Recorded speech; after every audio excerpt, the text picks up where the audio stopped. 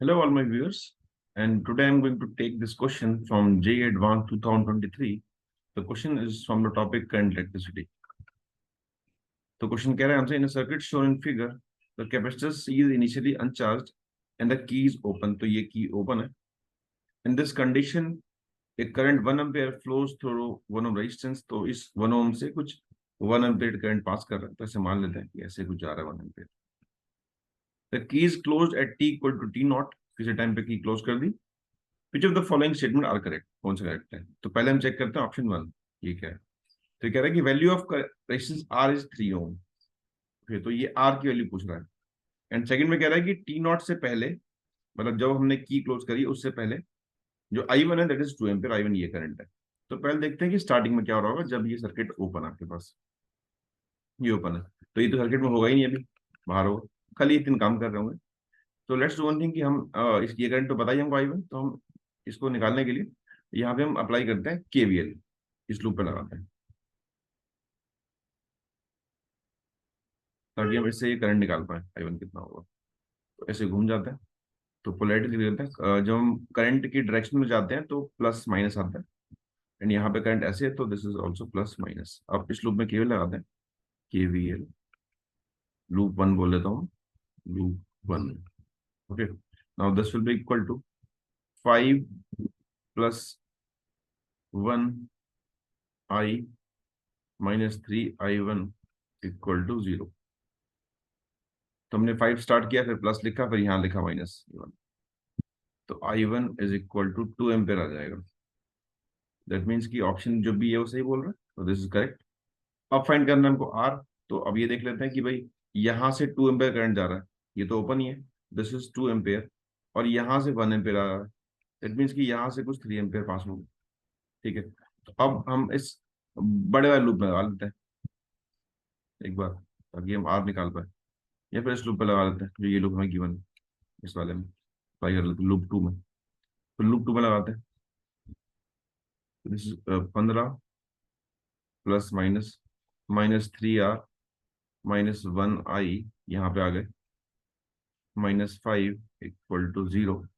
So this is equal to 9 equal to 3R and R is equal to 3. So हमने ये भी निकाल लिया, ये भी correct. Option one is also correct. R3 आ गया. तो ये कहानी हुई स्विच ऑन करने से पहले की अभी ऑफ था. अब नेक्स्ट पार्ट्स है. इसने पूछा at t equal to t naught plus इतना, मतलब टी नॉट पे स्विच ऑन किया उसके बाद की बात कर रहे हैं. सर्किट को दोबारा से एक बार हम लेते हैं, कंसीडर करते हैं. तो मैं सब कुछ ही रफ करता हूँ.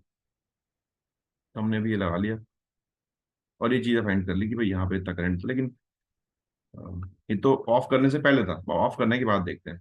तो ऑफ करने के बाद हम देखते हैं क्या हो रहा है. सर्किट बहुत कॉम्प्लेक्स है. इसमें एक ब्रांच ये, एक ब्रांच ये, एक ब्रांच ये. तो अगर मैं इन तीनों ब्रांच को कंबाइन करूं, मतलब ऐसे मैं सर्किट अगर ड्रॉ करूं, तो इनके बदले ये 3, ये 15 वोल्ट का,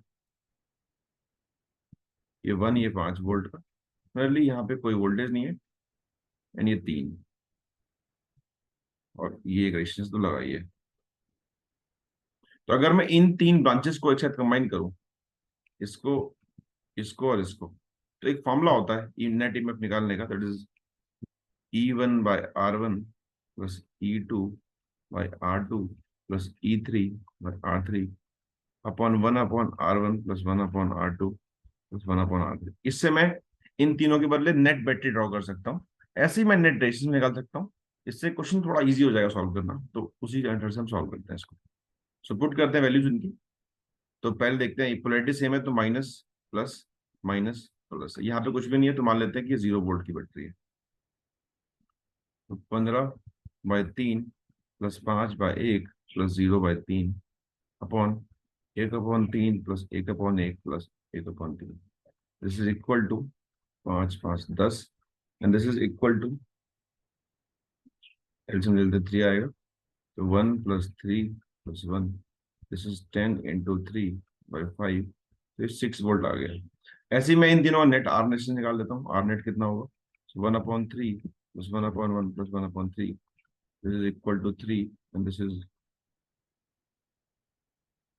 1 plus 3 plus 1. R net equal to हो जाएगा 3/5. तो हमने यहाँ पे नेट वोल्टेज निकाल लिया कि इन तीनों के इक्विवेलेंट क्या बैटरी लगाए, क्या रेसिस्टेंस लगाए, तो सर्किट बन के ये आएगा कुछ।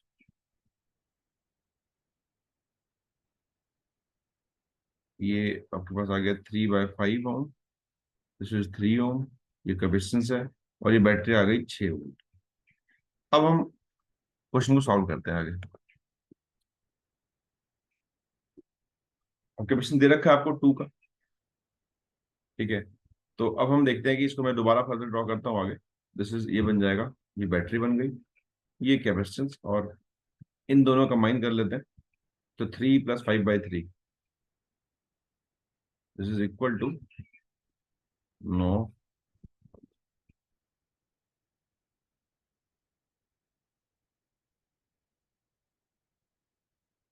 3/5, 18/5, ठीक। तो रेशियंस आ गया 18/5, कैपेसिटेंस दे रखा है 2। तो मैं यहाँ से इक्वेशन निकाल सकता हूँ कि भाई करंट की इक्वेशन क्या रही होगी, ठीक है।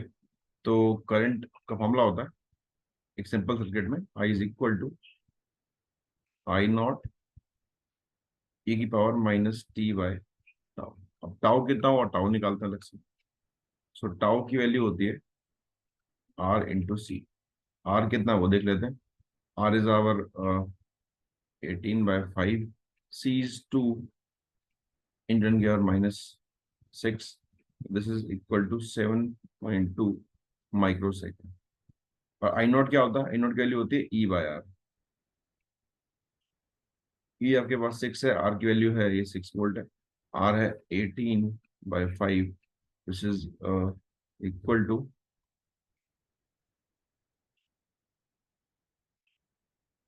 30/18, या फिर 10/6।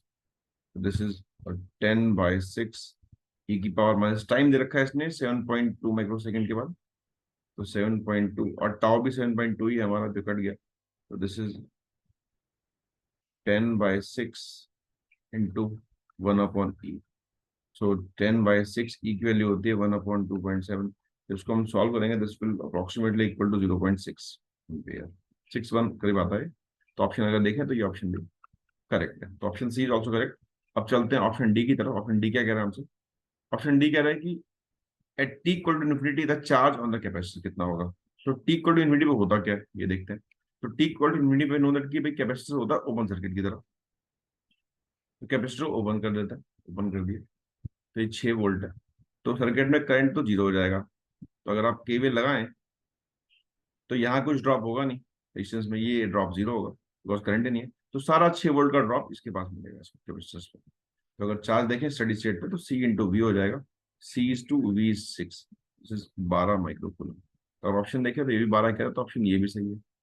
तो इस तरह से सारे ऑप्शन इसके ABCD ऑल आर करेक्ट। और बहुत इजी सवाल था, अगर आप स्टेप वाइज सॉल्व करें तो फॉर्मूला बेस्ड सवाल है, एंड इसको आसानी से हम कर सकते हैं। तो this is all about this question, thanks for watching.